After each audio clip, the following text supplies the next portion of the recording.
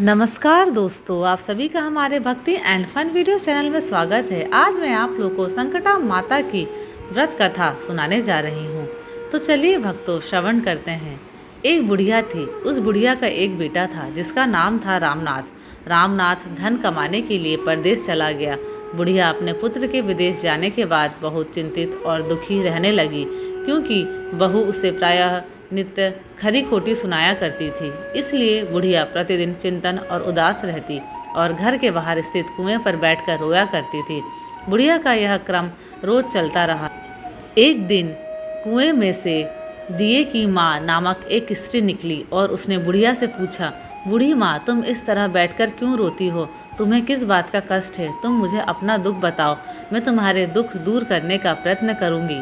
बुढ़िया ने उस स्त्री का प्रश्न सुनकर कोई भी जवाब नहीं दिया और रोती ही रही। दिए की माँ बार बार एक प्रश्न दोहराती जा रही थी। वह बुढ़िया इस बात से झुंझला उठी। उस बुढ़िया ने दिए की माँ से कहा, तुम मुझे बार बार ऐसा क्यों पूछ रही हो? क्या सचमुच ही तुम मेरा दुख जानकर उसे दूर कर दोगी? बुढ़िया की बात सुनकर दिए की माँ ने उत्तर दिया, मैं अवश्य ही तुम्हारे कष्टों को दूर करने का प्रयत्न करूंगी।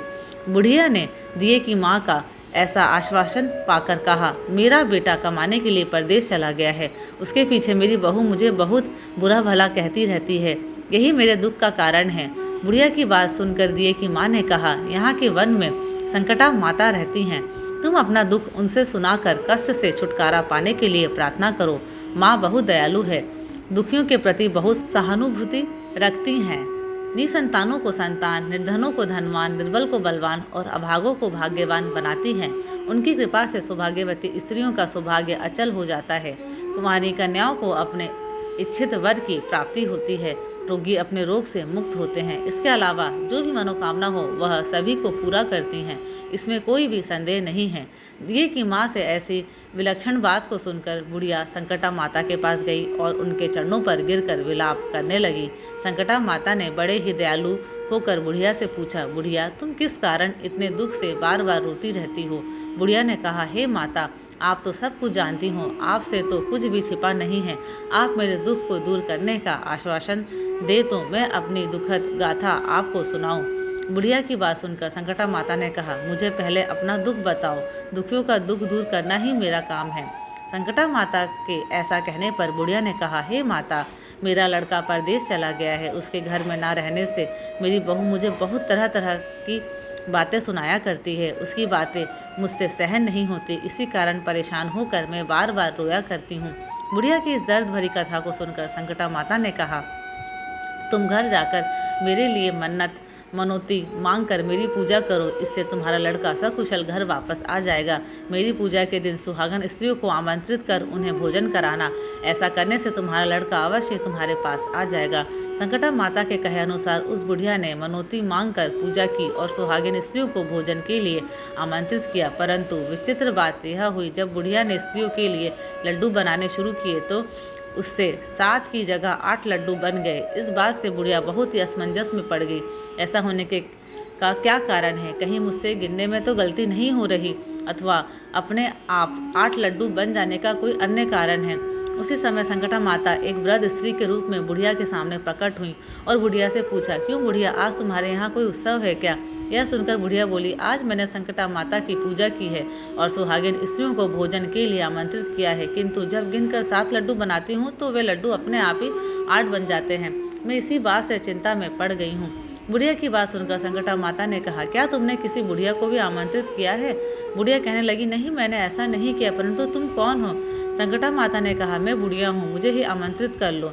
ऐसा सुनकर बुढ़िया ने उस बुढ़िया रूप धारी संकटा माता को भोजन के लिए आमंत्रित कर लिया। इसके बाद बुढ़िया के घर पर सभी आमंत्रित सुहागनें आ पहुंची और बुढ़िया ने सबको लड्डू तथा अन्य मिठाई आदि का भोजन कराया। इससे संकटा माता उस बुढ़िया पर बहुत प्रसन्न हुई और माता की कृपा से उस बुढ़िया के बेटे के मन में अपनी माता और पत्नी से मिलने की इच्छा उत्पन्न हुई और वह अपने घर के लिए चल दिया। कुछ दिन बीतने के बाद वह बुढ़िया संकटा माता की पूजा कर सुहागिनों को भोजन करा रही थी कि किसी ने उसके लड़के के आने की सूचना दी, लेकिन बुढ़िया अपने काम में लगी रही। उसने कहा, लड़के को बैठने दो, मैं सुहागिनी को जीमा कर अभी आती हूँ। लड़के की बहू ने पति के आने का समाचार सुना। उसी क्षण पति के स्वागत के लिए तुरंत घर की ओर चल दी। लड़के ने अपनी पत्नी को देखकर मन में सोचा कि मेरी स्त्री मेरे प्रति कितना प्रेम रखती है, जो खबर पाते ही मुझसे मिलने आ गई। परंतु मेरी माँ को मुझ पर जरा भी प्रेम नहीं है। मेरे आने की खबर पाकर भी मेरी माँ मुझसे मिलने नहीं आई। जब पूजा का काम समाप्त हो गया, सभी सुहागिनें भोजन करके अपने अपने घर को लौट गई।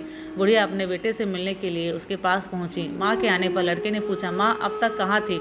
माँ ने कहा, बेटा मैंने तुम्हारी कुशलता के लिए संकटा माता से मनौती मांगी थी। उसी को पूरा करने के लिए सुहागिनें जिमा रही थी। संकटा माता की कृपा से उसका मन अपनी पत्नी से हट गया। उसने माँ से कहा, माँ या तो मैं यहाँ रहूँगा या ये रहेगी।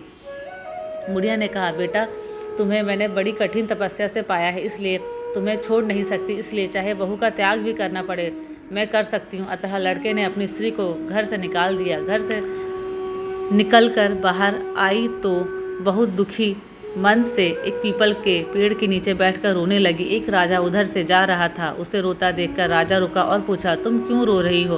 तब उसने अपनी सारी व्यथा राजा को कह सुनाई। राजा ने कहा, आज से तुम मेरी धर्म बहन हो, इसलिए रो मत। मैं तुम्हारे सभी संकटों को दूर करने का प्रयास करूंगा। यह कहकर राजा उस स्त्री को अपने महल में लेकर आ गया। महल जाकर राजा ने रानी को सारी कथा सुनाई और रानी को कहा, देखो आज से मेरी यह धर्म बहन है, इसी महल में रहेगी और इसको किसी भी प्रकार का कष्ट नहीं होना चाहिए।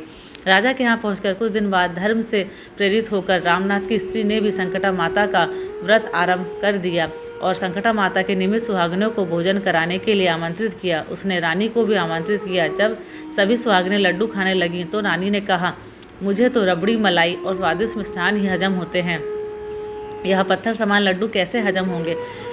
ऐसी अवहेलना पूर्ण बातें कहकर रानी ने लड्डू खाने से मना कर दिया। कुछ समय बाद संकटा माता की कृपा से रामनाथ अपनी पत्नी को खोजते हुए राजा के महल में आया। वहां आकर अपनी पत्नी को संकटा माता की पूजा करते हुए देखा तो संकटा माता को हाथ जोड़कर प्रणाम किया और अपनी पत्नी से कहा, प्रिया मेरे अपराध को क्षमा करो। पत्नी ने कहा, हे नाथ, यह सब प्रारब्ध से ही होता है, इसमें आपका कोई दोष नहीं है। आप मेरे ईश्वर रूप हो, मेरे ही अपराध को क्षमा करें। यह कहकर दोनों ने विधि पूर्वक संकटा माता व्रत कथा सुनी। संकटा माता की पूजा की। पूजा को समाप्त कर सुहागिनें को जिमा कर दोनों पति पत्नी अपने घर की ओर प्रस्थान के लिए तैयार हुए। जाते समय रामनाथ की स्त्री ने राजा रानी से कहा, जब मुझ पर दुख पड़ा था तो आप लोगों ने धर्म बहन बनाकर मुझे आश्रय दिया था। यदि आपको किसी भी तरह की सहायता की आवश्यकता हो तो मेरी कुटिया में निसंकोच चले आना। ऐसा कहकर दोनों पति पत्नी अपने घर चले आए। संकटा माता के प्रसाद का निरादर करने के कारण रानी पर भारी संकटा आ पड़ा।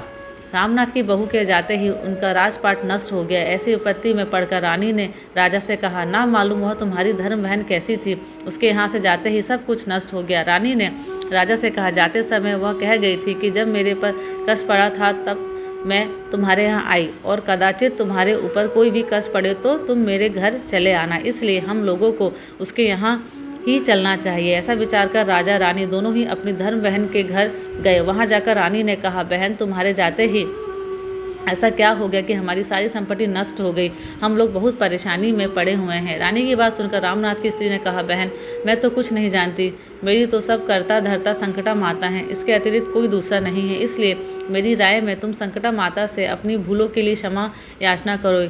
उन्हीं की मान मनौती से तुम्हारा काम बन जाएगा, तुम्हारे सारे बिगड़े काम अपने आप सुधर जाएंगे। रामनाथ की स्त्री की बातें सुनकर रानी ने श्रद्धा भक्ति से संकटा माता का व्रत किया और सुहागिनों को जिमा कर अनजाने में हुई अपनी सब भूलों के लिए संकटा माता से बार बार क्षमा मांगी। रानी के ऐसा करते ही संकटा माता प्रसन्न हो गई और रात में रानी को स्वप्न में कहा कि तुम दोनों पति पत्नी अपने महल को चले जाओ, वहां जाकर मेरी पूजा करना और मेरी निमित्त सुहागिनों को जिमाना। ऐसे करने से तुम्हारा गया हुआ राजपाट तुम्हें दोबारा वापस मिल जाएगा। सुबह होते ही रानी ने अपने स्वप्न की बात राजा को बताई। रानी की बात सुनते ही राजा उसी क्षण रानी को साथ लेकर अपने महल की ओर चल दिया। महल में आने के बाद राजा रानी ने संकटा माता के कहे अनुसार पूर्ण भक्ति भाव से माता संकटा की पूजा की और सुहागिनों को भोजन कराया। ऐसा करने से उनका बिगड़ा हुआ सारा समय सुधर गया और सारा राजपाट उन्हें वापस मिल गया और वह पहले की तरह राज्य को भोगने लगे। धन्यवाद। आशा करती हूँ कि आपको मेरे वीडियोस पसंद आते हैं। अगर आपको मेरे वीडियोस पसंद आते हैं तो प्लीज़ लाइक शेयर और सब्सक्राइब ज़रूर करें।